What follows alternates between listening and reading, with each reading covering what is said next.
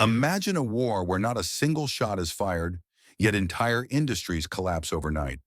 Imagine a battlefield where the weapons aren't missiles or tanks, but digital signatures and export permits. This is the reality of 2025, and Japan has just become the first major casualty on this new front. A few weeks ago, Tokyo took what they thought was a bold stand for national security. They blacklisted over 100 Chinese technology firms, aligning themselves with the strategic goals of Washington and the G7. The Japanese leadership expected a diplomatic storm, perhaps some heated rhetoric from Beijing, but instead they got something far more chilling: silence. Across the East China Sea, the massive ports that feed the world's high-tech factories simply stopped moving. Ships carrying the lifeblood of modern industry, rare earth oxides, were suddenly flagged for routine administrative review. There was no formal announcement of a counter-embargo. There was no angry speech from the Chinese Ministry of Foreign Affairs. Just a sudden, unexplained halt in the global supply chain that left Japanese manufacturers staring at empty shipping containers. In the industrial heartland of Nagoya, the silence was deafening. The refining trap and the chemistry of power.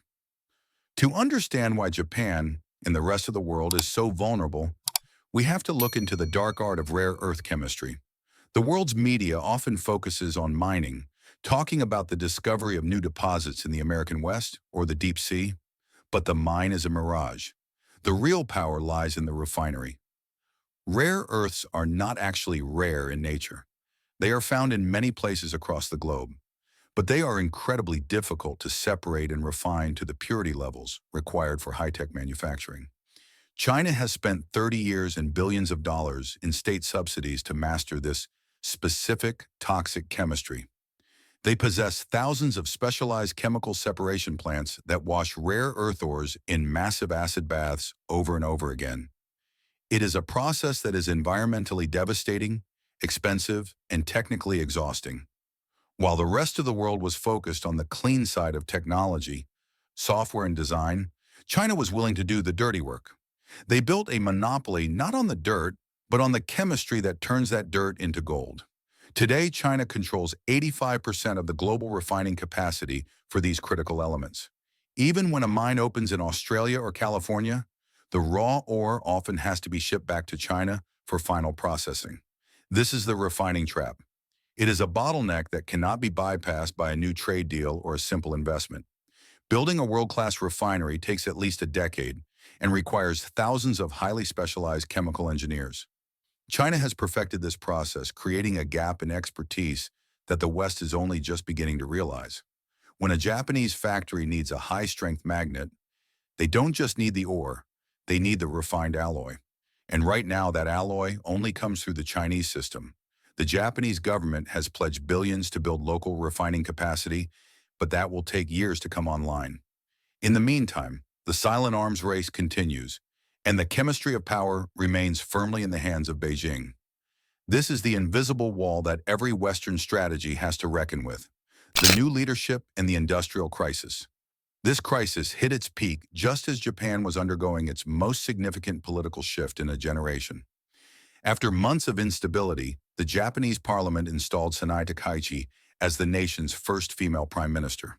A political hawk and a staunch defender of national sovereignty, she took office with a mandate to restore Japan's industrial glory.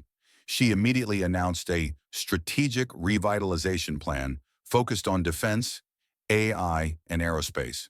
Her vision was a Japan that could stand alone as a global technology leader, independent and secure. But the reality of the supply chain was a cold shower for her administration. Just days after her inauguration, the finance minister brought a classified report to her desk. The report detailed a catastrophic shortage of terbium and dysprosium, the two elements essential for heat-resistant magnets. Without these, Japan's pride, its robotics and electric vehicle sectors, would be paralyzed within 6 months. The prime minister was caught in a strategic vice. To maintain her national security stance, she had to keep the tech blacklist in place. But to keep her industrial revitalization alive, she needed the very materials that the blacklist had put at risk. The crisis in the boardrooms of Toyota, Sony, and Denso was reaching a fever pitch. leaders of Japan's biggest corporations were reportedly holding midnight meetings at the Kante, the prime minister's residence. They were begging for a diplomatic solution to the paper war before their global market share was permanently eroded. In late October, a symbolic framework was signed with the United States to build resilient supply chains. But the industrial giants knew that a framework isn't a mineral. You can't build a robot with a diplomatic memo. The new leadership in Tokyo is now facing the ultimate test of statecraft. How do you assert your national security when your economic lifeblood is controlled by your primary rival? This is the question that every leader in the G7 is now asking themselves behind closed doors. The global feedback loop and chip supremacy. The silent arms race isn't just about minerals. It's about the tools that build the future. Japan has long been a leader in the manufacturing of the sophisticated equipment used to make computer chips. In an effort to slow China's military modernization, Tokyo restricted the export of these tools to Chinese factories. Companies like Tokyo Electron and Nikon were forced to cancel multi-billion-dollar orders. The goal was to deny Beijing the ability to produce the world's most advanced semiconductors. But in the interconnected world of 2025, every action triggers an equal and opposite reaction in the supply chain. Beijing's response was a masterclass in asymmetric warfare. If Japan won't sell the tools to make the chips, China won't sell the minerals to make the tools. This created a feedback loop that has begun to choke the global semiconductor industry. Tokyo Electron recently admitted that the paperwork war was causing significant delays in their own manufacturing lines. The very machines meant to give the West an edge in the chip war are now being held hostage by a lack of Chinese components. This isn't just a Japanese problem, it's a global one. The feedback loop extends to the electric vehicle factories in the American Midwest and the aerospace hubs in Canada. When a shipment of magnets is delayed in Beijing, a production line in Michigan slows down 48 hours later. The updated Chinese export rules now allow Beijing to track these materials through multiple levels of the supply chain. They can now see exactly where their refined minerals are going, even if they are incorporated into a product in a third country. This gives Beijing a level of granular surveillance over the global economy that was once thought impossible. They are no longer just a supplier, they are the ultimate regulator of the high-tech world. The chip war has evolved into a much broader struggle for material sovereignty, and right geo, the scoreboard is looking very lopsided. The myth of diversification and the real cost. For years, the mantra in Washington, Tokyo, and Ottawa has been diversification. Governments have poured billions into projects to find alternative sources for rare earth minerals. They have backed mining projects in the mountains of Vietnam, the deserts of Africa, and the floor of the Pacific Ocean. On paper, the strategy of de-risking seems logical and achievable. But in the cold reality of 2025, diversification is proving to be more of a myth than a reality. Consider the case of India, which was once hailed as a major alternative supplier to Japan. In June of 2025, India unexpectedly restricted its own rare earth exports, citing domestic industrial needs. In an instant, Japan lost one of its most promising China-free options. This reveals the fundamental flaw in the diversification strategy. Every country is now playing the same game of resource nationalism. Even when raw materials are found outside of China, the refining trap still looms large. The Lynas facility in Malaysia, one of the few refineries outside of Chinese control, has faced constant regulatory and environmental hurdles. While it provides a vital lifeline for certain light rare earths, it cannot replace the sheer scale of the Chinese system. Moreover, the production of heavy rare earths, the ones most critical for defense technology, remains almost entirely a Chinese monopoly. The cost of building a truly independent supply chain is staggering. It's not just about the money, it's about the time and the environmental impact. In the West, building a chemical refinery often takes a decade of litigation and public hearings. China, meanwhile, has integrated its refining complex directly into its industrial ecosystem over 30 years. The de-risking strategy is now colliding with the reality of the silent arms race. We are realizing that you can't simply replace 30 years of specialized industrial development with a few years of government grants. The myth of diversification has left many companies vulnerable, caught between their government's rhetoric and their factories' needs. For the average citizen, This means that the prices of high-tech goods will remain volatile and dependent on the mood in Beijing. The power dynamic and the ultimate signature. The true power in the 21st century doesn't reside in a parliament or a boardroom. It resides at the point of the ultimate signature. In the silent arms race, the most powerful person is the mid-level bureaucrat in Beijing who decides whether an export license is granted. This is the reality that is reshaping global diplomacy in 2025. We see export approvals being used as a diplomatic dimmer switch, brightening or dimming based on the political climate. When Tokyo makes a concession on maritime borders, the paperwork for magnets suddenly begins to move. When a new high-tech blacklist is announced, the approvals freeze overnight. This isn't about trade, it's about the projection of raw material power. The anxiety in Japan's business community has reached a fever pitch. Manufacturers are now treating their inventories of critical minerals with the same reverence they once gave to their cash reserves.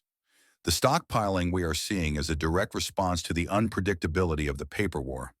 In November of 2025, the Takeichi administration created a new economic strategy headquarters to address this crisis. But as one industrial leader whispered to the press, "You can't eat a strategy headquarters, and you can't build a motor with it." The power dynamic has shifted from those who design the technology to those who control its physical components. This is the fundamental shift of our time. The West has spent decades focused on the digital frontier, believing that software would rule the world. But China has spent that same time focused on the physical frontier, mastering the elements that make the digital world possible. Now the two worldviews are clashing in the silent arms race. And as the factories in Japan and the US sit idle, it's clear which worldview currently holds the leverage. The ultimate signature in Beijing has become the most important factor in global industrial planning. It is a reminder that in a world of high-tech dreams, you still need the physical materials to make them a reality. Conclusions and the content flywheel. As we conclude our look into the silent arms race, one thing is undeniably clear. The conflict between Japan and China is not just a trade dispute. It is a preview of the new global order. We have entered an era where material sovereignty is the only sovereignty that matters. Japan, with all its technological might, has found itself trapped by its dependence on a rival's chemistry. The paper war of 2025 has exposed the fragility of the global supply chain and the limits of Western power. It is a sobering lesson for every nation that believes it can decouple its economy from the physical reality of resource control. The refining trap is real, it is toxic, and it is currently being used as a strategic weapon of the first order. As we watch the headlines about tariffs and summits, we must remember the silent blockade at the ports. The true authority in 2025 doesn't give speeches, it signs permits. And as long as that signature remains in Beijing, the high-tech world will remain in a state of precarious dependency. In a world where one country controls the chemistry of your technology, does national sovereignty still exist at the factory gate? This is the question that will define the next decade of geopolitical struggle.